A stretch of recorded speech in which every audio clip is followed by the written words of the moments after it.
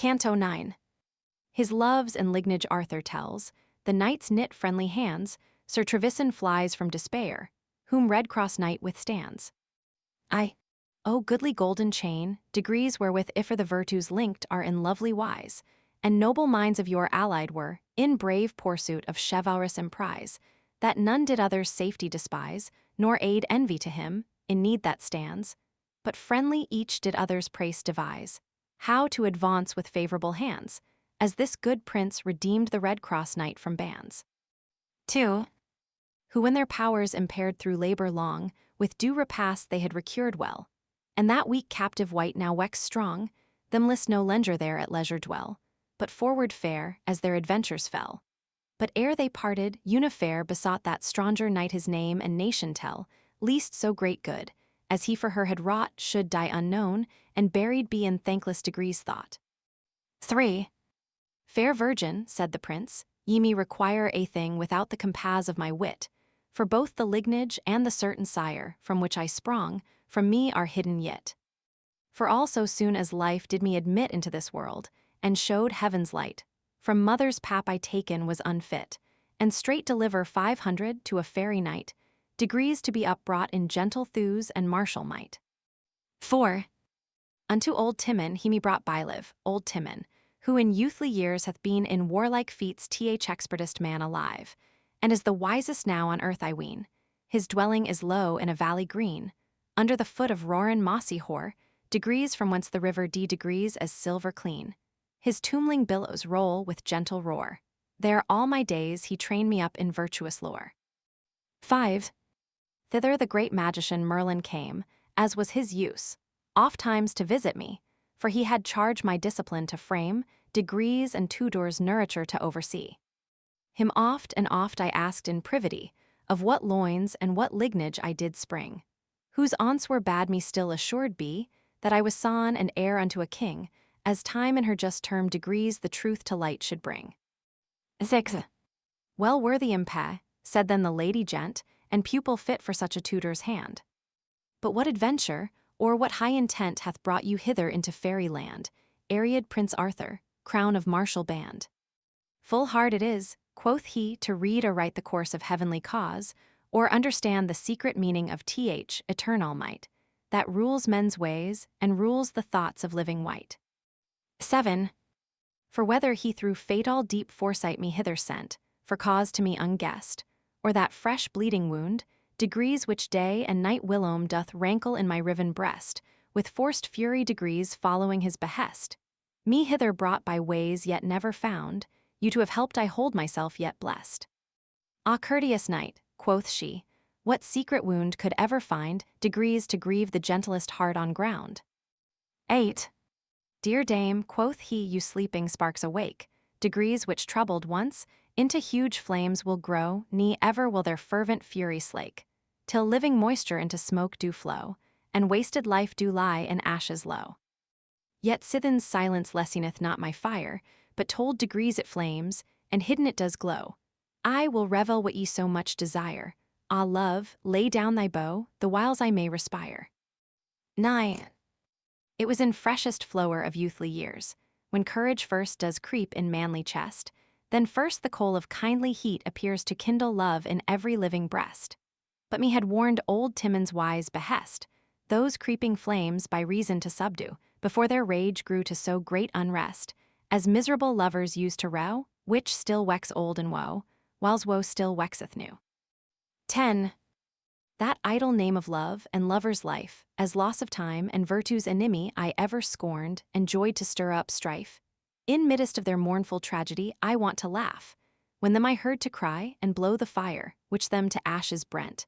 Their God himself, grieve 500 at my liberty, shot many a dart at me with fear's intent, but I them warded all with wary government.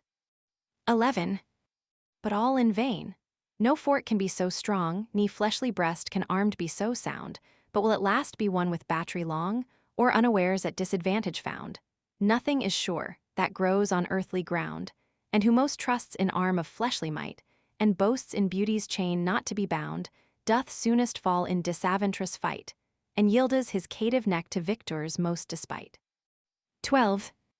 and sample make degrees of him your hapless joy, and of myself now mated, as ye see, whose prouder vaunt that proud avenging boy did soon pluck down and curbed my liberty.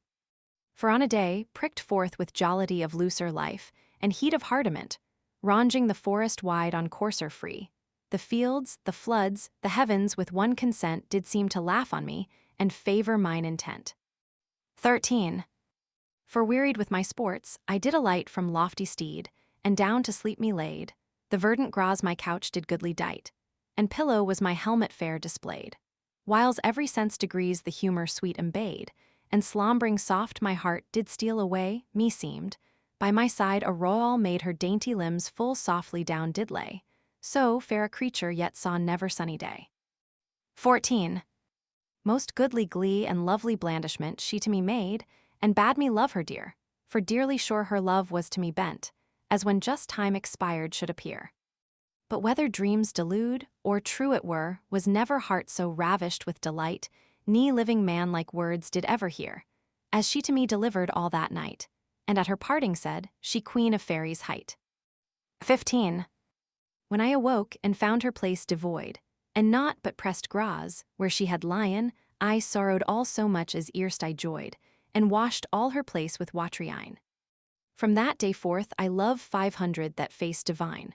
From that day forth I cast in careful mind to seek her out with labor, and long time, and never vowed to rest till her I find. 9 months I seek in vain, yet nile that vow unbind. 16. Thus as he spake, his visage waxed pale, and change of hue great passion did bewray, yet still he strove to cloak his inward bale, and hide the smoke that did his fire display.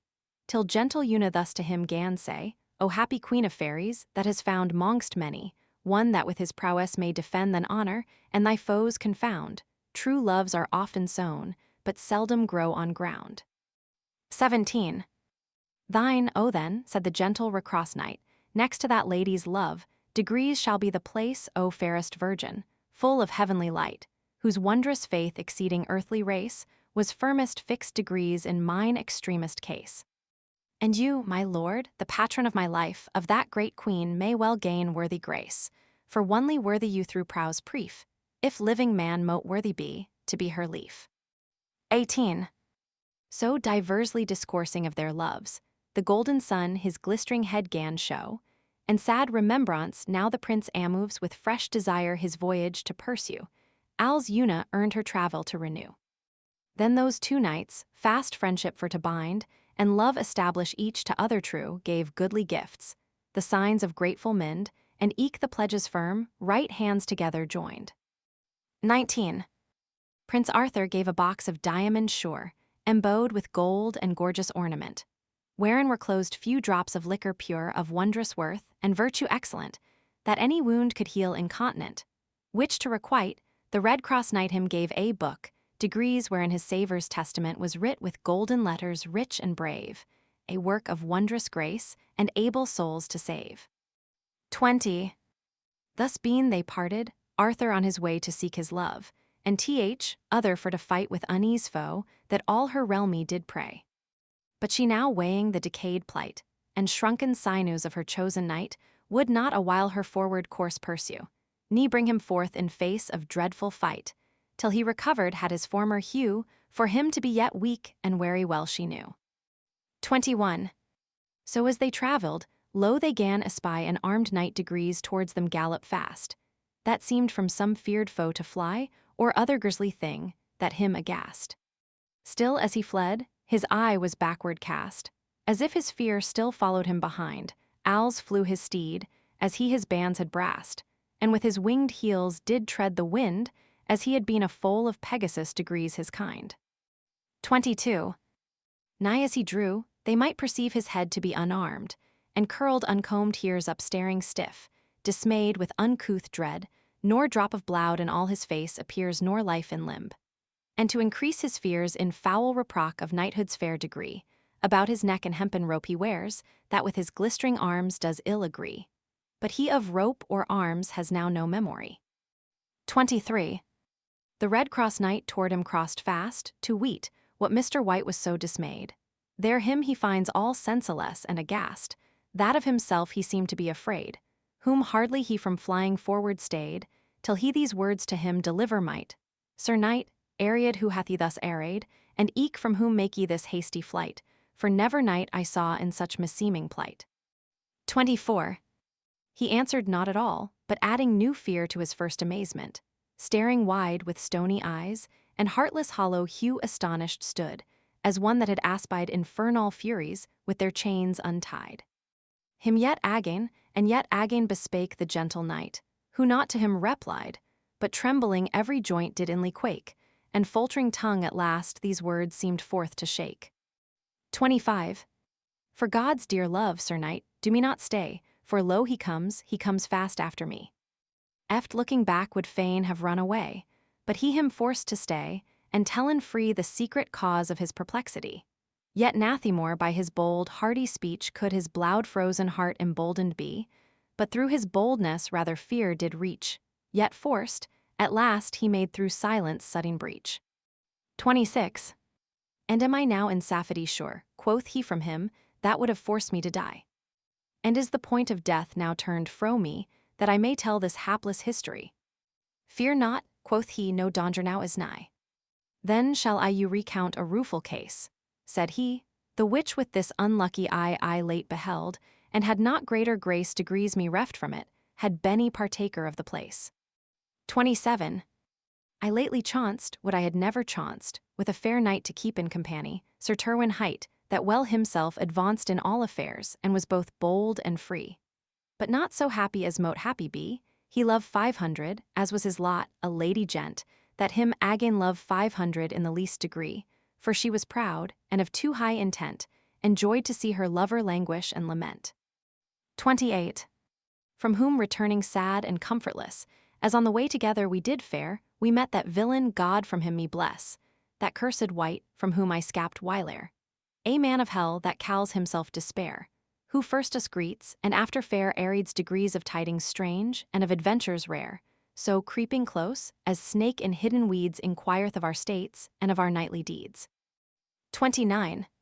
Which when he knew, and felt our feeble hearts embossed with bale, and bitter biting grief which love had launched with his deadly darts, with wounding words and terms of foul reprief, he plucked from us all hope of due relief, that erst us held in love of lingering life, then hopeless heartless, gan the cunning thief persuade us die, to stint all further strife, to me he lent this rope, to him a rusty knife. 30. With which sad instrument of hasty death, that waffle lover, loathing lenger light, a wide way made to let forth living breath. But I more fearful, or more lucky wight, dismayed with that deformed dismal sight, fled fast away. Half dead with dying fear, degrees knee yet a sure 500 of life by you, Sir Knight, whose like infirmity degrees like chance may bear, but God degrees you never let his charmed speeches hear. 31. How may a man, said he, with idle speech be won to spoil the castle of his health? Degrees I wot degrees, quoth he, whom trial late did teach, that like would not for all this world's wealth. His subtle tongue, like dropping honey, mealt degrees into the heart, and searcheth every vein, that ere one be aware, by secret stealth his power is reft, and weakness doth remain. Oh, never sir desire to try his guileful train. 32. Certes, said he, hence shall I never rest, till I that treacherer's art have heard and tried, and you, Sir Knight, whose name mote I request, of grace do me unto his cabin guide. I that hight Trevisen, quoth he will ride, against my liking baccy, to do you grace.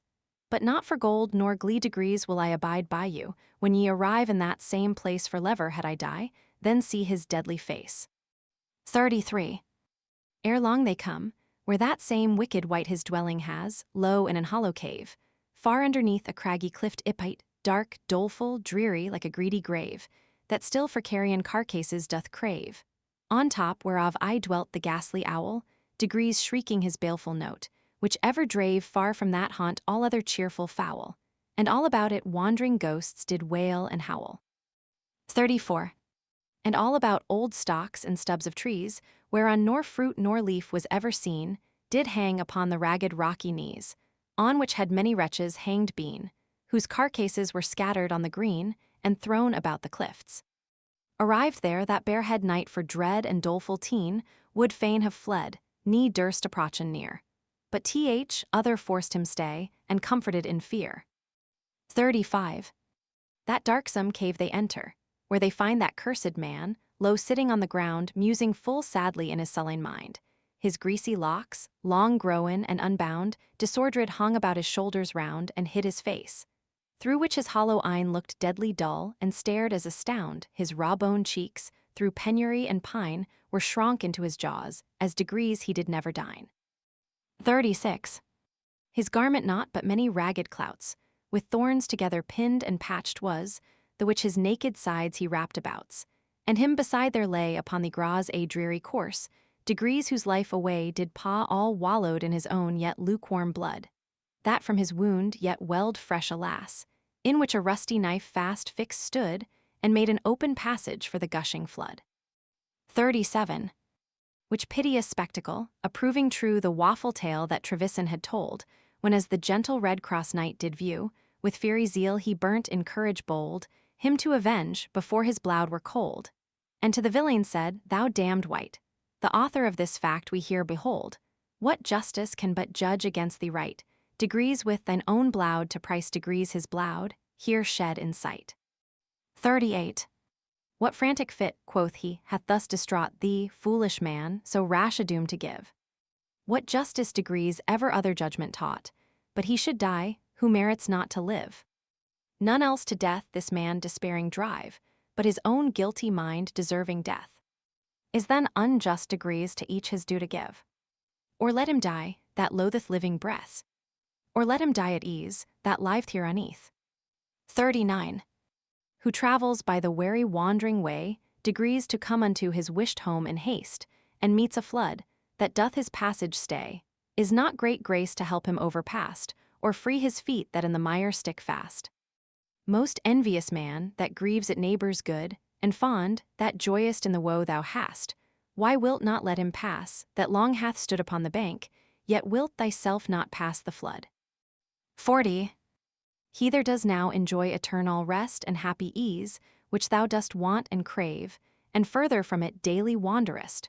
What if some little pain the passage have, that makes frail flesh to fear the bitter wave? Is not short pain well borne, that brings long ease, and lays the soul to sleep in quiet grave? Sleep after toil, port after stormy seas, ease after war, death after life does greatly please. 41. The knight much wondered at his sudden wit degrees, and said, The term of life is limited, ne may a man prolong, nor shorten it. The soldier may not move from watchful stead, nor leave his stand, until his captain bed. Who life did limit by almighty doom, quoth he degrees knows best the terms established. And he, that points the sentinel his room, doth license him depart at sound of morning droom. 42. Is not his deed, whatever thing is done in heaven and earth? Did not he all create to die again? All ends that was begun. Their times in his eternal book of fate are written sure, and have their certain date. Who then can strive with strong necessity, that holds the world in his still changing state, or shun the death ordained by destiny? When hour of death is come, let none ask whence nor why. 43. The lender life, I wot the greater sin, the greater punishment, all those great battles, which thou boasts to win through strife and bloodshed and avengement. Now praised, hereafter dear thou shalt repent, for life must life, and blood must blood repay. Is not enough thy evil life forspent? For he that once hath missed the right way, the further he doth go, the further he doth stray. 44. Then do no further go, no further stray, but here lie down, and to thy rest betake ill to prevent, that life ensuein may. For what hath life, that may it loved make, and gives not rather cause it to forsake? Fear, sickness, age, loss, labor, sorrow, strife, pain, hunger, cold, that makes the heart to quake, and ever fickle fortune rageth rife, all which, and thousands mo do make a loathsome life. 45. Thou wretched man, of death hast greatest need, if in true balance thou wilt weigh thy state. For never knight, that dared warlike deed more luckless disadventures did amate. Witness the dungeon deep, wherein of late thy life shut up, for death so oft did call, and though good luck prolonged hath thy date, degrees yet death then would the like mishaps forestall, into the which hereafter thou mayest happen fall. 46. Why then doest thou, O man of sin, desire to draw thy days forth to their last degree? Is not the measure of thy sinful higher degrees high heaped up with huge iniquity, against the day of wrath, to burden thee? Is not enough, that to this Lady Milda thou falst hast thy faith with perjury, and sold thyself to serve Doucevilda, with whom in all abuse thou hast thyself defilda? 47. Is not he just, that all this doth behold from highest heaven, and bears an equal eye? Shall he thy sins up in his knowledge fold, and guilty be of thine impiety? Is not his law, let every sinner die, die shall all flesh? What then must needs be done? Is it not better to doe willingly, than linger, till the glass be all outwron? Death is the end of woes, die soon, O Faerie's son. 48. The knight was much enmoved with his speech, that as a sword's point through his heart did pierce, and in his conscience made a secret breach, well knowing true all that he did rehearse, and to his fresh remembrance did reverse the ugly view of his deformed crimes, that all his manly powers it did disperse, as he were charmed degrees with enchanted rhymes, that oftentimes he quacked, and fainted oftentimes. 49. In which amazement, when the miscreant perceived him to waver weak and frail, whiles trembling horror did his conscience dant, and hellish anguish did his soul assail, to drive him to despair, and quite to quail, he show 500 him painted in a table degrees plain, the damned ghosts, that doe in torments wail, and thousand fiends that doe them endles pain with fire and brimstone, which for ever shall remain. 50. The sight whereof so throughly him dismayed, that naught but death before his eyes he saw, and ever burning wrath before him laid, by righteous sentence of Th, Almighty's law. Then gan the villain him to overcraw, and brought unto him swords, ropes, poison, fire, and all that might him to perdition draw, and bade him choose what death he would desire, for death was due to him that had provoked God's ire. 51. But when as none of them he saw him take, he to him wrought a dagger sharp and keen, and gave it him in hand. His hand did quake, and tremble like a leaf of aspen green, and troubled bloud through his pale face was seen to come, and go with tidings from the heart, as it a running messenger had been. At last resolve 500 to work his final smart, he lifted up his hand, that backy again did start. 52. Which ween as Una saw, through every vein the cruddled cold ran to her well of life, as in a swoun. But soon relive 500 again, out of his hand she snatched the cursed knife, and threw it to the ground enraged rife, and to him said, Fie, fie, faint-hearted knight, what meanest thou by this reproachful strife? Is this the battle, which thou vaunt'st to fight with that fire-mouthed dragon, degrees horrible and bright? 53. Come, come away, frail, seely, fleshly wight, ne let vain words bewitch thy manly heart, ne devilish thoughts dismay thy constant sprite. In heavenly mercies hast thou not a part. Why shouldst thou then despair? That chosen art, degrees where justice grows, there grows eke greater grace. The which doth quench the brand of hellish smart, and that accursed handwriting degrees doth deface. Arise, Sir Knight, arise, and leave this cursed place. 54. So up he rose, and thence amounted straight. Which when the carle beheld, and saw his guest would safe depart for all his subtle sleight, he chose an halter from among the rest, and with it hung himself, unbid, unblessed. But death he could not work himself thereby, for 1,000 times he so himself had dressed, degrees yet natheless it could not doe him die, till he should die his last, that is, eternally.